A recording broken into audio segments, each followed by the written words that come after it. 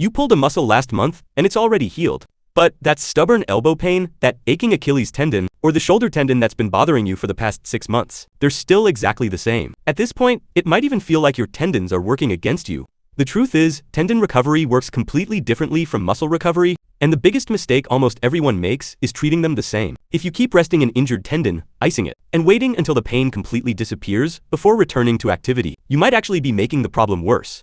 Today, we're going to explain why tendons are so stubborn and reveal the counterintuitive methods that actually help them heal. First, let's understand what a tendon really is. A tendon isn't like a rubber band.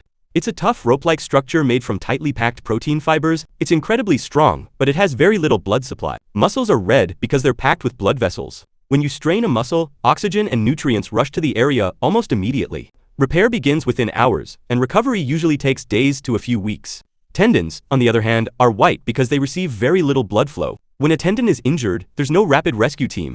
The healing process is slow and limited. That's why your calf muscle can recover in 3 weeks, while the Achilles tendon attached to it can still hurt 6 months later. One gets emergency service, the other has to recover the hard way. Second, let's clear up a common misunderstanding: inflammation versus degeneration. If you've been diagnosed with tendonitis, that term is often outdated. Modern research shows that long-term tendon pain is rarely caused by ongoing inflammation. When scientists examine tissue from chronic tendon injuries, they find very few inflammatory cells. Instead, they see disorganized collagen fibers, failed healing, and structural breakdown. In other words, it's usually not tendonitis, which is a degenerative condition.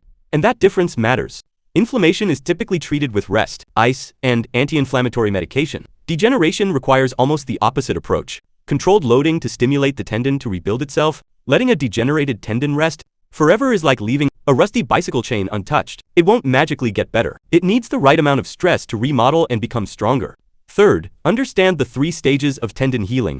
To load a tendon safely, you first need to understand how it heals. Stage 1, the reactive phase, usually the first few days up to about 2 weeks. This is the short, necessary inflammatory stage. During this time, avoid relying heavily on strong anti-inflammatory medications like ibuprofen unless advised by your healthcare provider, because research suggests they may interfere with the body's natural repair signals. Stage 2, the repair phase, typically weeks 2 through 6. Now your body begins producing new collagen fibers. At first, these fibers are weak and disorganized.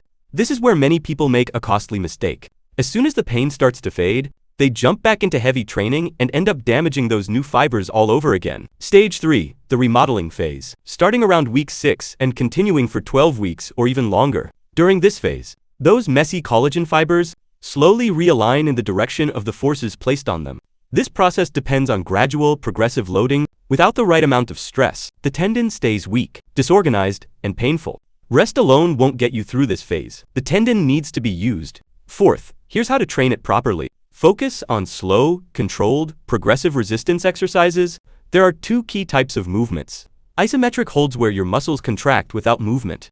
Examples include wall sits for the patellar tendon or holding a single leg calf raise for the Achilles tendon. These exercises can provide immediate pain relief through the nervous system, while safely loading the tendon.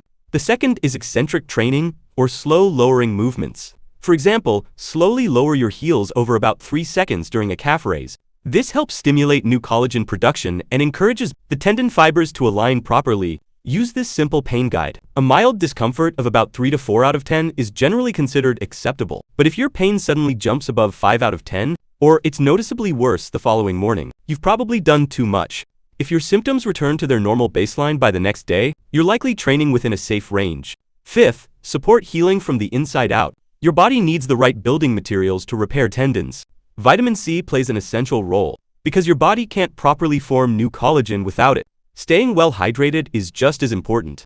Tendons are made up of roughly 70% water. When they're dehydrated, they become stiffer, more brittle, and more vulnerable to tiny injuries. Finally, let's talk about prevention. Follow the 10% rule. Tendons adapt much more slowly than muscles. If you've taken time off, don't jump straight back into your old training volume. Increase your weekly training load by no more than 10% to give your tendons enough time to adapt. Also, perform dynamic warm-ups before exercise. Instead of relying only on static stretching, which can temporarily reduce tendon stiffness, get your tendons warm, moving, and ready for the work ahead. Your chronic tendon pain isn't being stubborn. It's simply waiting for the right signal, one you may not have been giving it. Stop endlessly resting. Stop relying on ice alone. Stop waiting for the pain to magically disappear. What your tendons truly need is controlled, progressive, and properly dosed loading. Give them that signal consistently for 12 weeks, and your body will respond in its own slow but remarkably reliable way. Like and subscribe for more.